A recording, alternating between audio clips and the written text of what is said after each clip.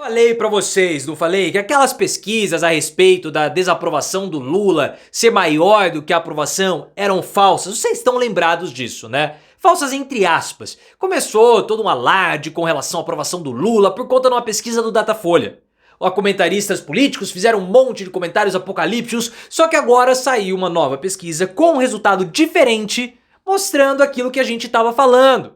O grau de presidenciabilidade do Lula, o que é isso? É o potencial presidencial de vários candidatos. E o Lula é aquele que tem a maior confiança da população para fazer um bom governo em 2026. O Bolsonaro não estava presente nessa pesquisa. Por que ele não está? Porque ele não está elegível. E atrás do Lula está o Tarcísio de Freitas, que é cotado para substituir o Bolsonaro. Só que é o seguinte, se o Tarcísio sentir que ele não vai ganhar, por que ele vai abandonar o governo de São Paulo para disputar a presidência? E se o Lula tem o maior potencial presidencial, imagina depois da aprovação da isenção do imposto de renda. Ora, tá aí o resultado. E eu vou além. A aprovação de governo, no atual contexto nacional, não importa de absolutamente nada, porque chegaremos em 2026 polarizados iguais. Coloque nos comentários o que você achou dessa pesquisa. Lula é aquele que tem o maior potencial presidencial ou o maior potencial de ser um bom presidente? Bolsonaro deveria estar incluso também nessas pesquisas para mensurarmos o grau de incompetência dele? Você acha que com a isenção do imposto de renda, Lula vai vencer 2026 com mais facilidade? Gostou do resultado? Então você vai deixar o like no vídeo e vai se inscrever no canal. A gente aqui cansou de falar que as pesquisas a respeito da aprovação do Lula eram pesquisas falsas. Não falsas com relação ao resultado, com relação à metodologia ou com relação à coleta de dados, que elas eram pesquisas manipuladas. Não, Datafolha é um ótimo instituto. Mas elas eram falsas pela percepção ou pela interpretação que elas estavam dando. Porque eu falei aqui para vocês várias e várias vezes. Governo bem aprovado ou mal aprovado não significa necessariamente potencial ou votos ou não em 2026. Não é porque a pessoa avalia mal o governo Lula que ela não vai votar no Lula. Não há uma correlação tão direta assim como vários comentaristas políticos começaram a fazer. Ou quiseram fazer. E aí surgiu uma preocupação com relação à aprovação do Lula. Houve troca na Secom, Lula vai perder, qual é a sucessão? E não importa nada disso. Sabe por que não? Porque nós estamos muito bem cristalizados e solidificados, podemos colocar assim, entre direita e esquerda no Brasil. A polarização vai caminhar para 2026. E nós vamos ter 49% de direita, 49% de esquerda e 2% em disputa que vão ali ser aqueles que vão dar a vitória para um candidato para o outro.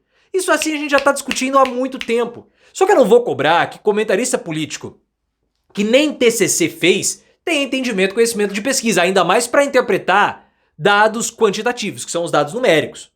Porque para você entender um dado quantitativo, não é só olhar o gráficozinho ali. Não, você tem que interpretar. E interpretar é o que comentarista político menos sabe fazer.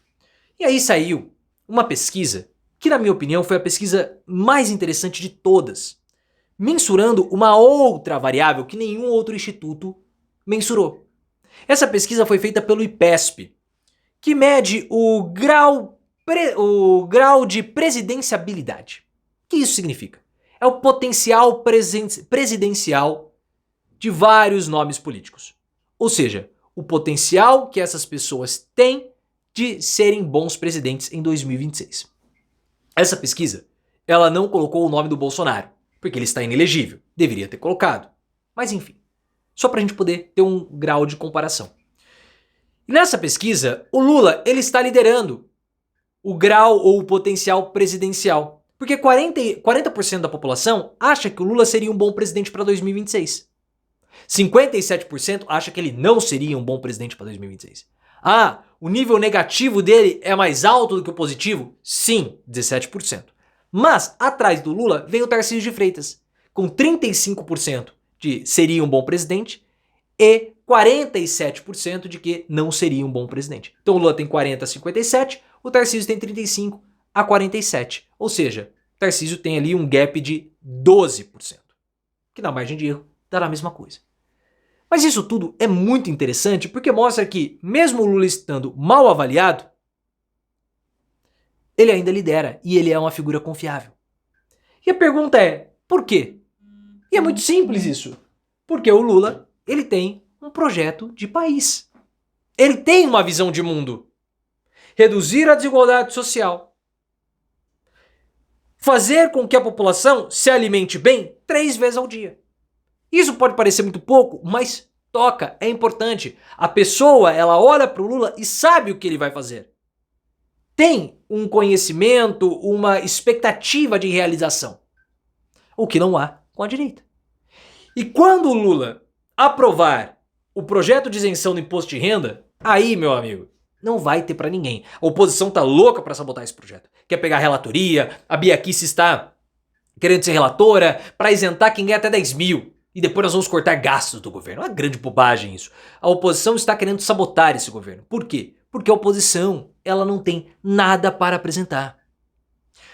O que o Bolsonaro fez de grande entrega para a população na época que ele era presidente? Reforma administrativa, que tirou... Reforma administrativa não, perdão. Reforma trabalhista, uma parte dela, porque outra tinha sido feita com o Temer, mas reforma trabalhista que tirou o direito dos trabalhadores e reforma da Previdência, que também tirou o direito dos trabalhadores. Então tudo que o Bolsonaro fez foi para retirar direito dos trabalhadores, retirar direito da população de baixa renda e principalmente para massacrá-la durante a crise sanitária. E depois Bolsonaro vem culpar Carla Zambelli pela derrota em 2022? Faça-me o favor, o culpado foi o próprio Bolsonaro que fez um péssimo mandato, a ponto de estar cogitando para o próximo dia 6 de abril expandir para outras pautas. Falar dos alimentos, falar da inflação, para não ser o fiasco em São Paulo como foi no Rio de Janeiro. Só que essas pautas ainda estão sendo discutidas porque o Bolsonaro não sabe o que propor no lugar. É um verdadeiro fiasco. Por isso que deu errado. E aí temos que colocar uma outra variável, que é o Tarcísio de Freitas. Porque o Lula vai aprovar a isenção do imposto de renda. O Tarcísio vai querer encarar o Lula tendo um potencial presidencial mais baixo e com o Lula com a entrega da isenção do imposto de renda provocando um frenesi do consumo? Eu não sei. E a gente sabe que o Bolsonaro está sendo pressionado pela direita e pelo centrão para passar o bastão para o Tarcísio de Freitas. Porque todo mundo sabe que o Bolsonaro, se ele continuar com essa ideia de colocar um filho e segurar a candidatura até o final, não vai dar certo. Vai prejudicar a direita.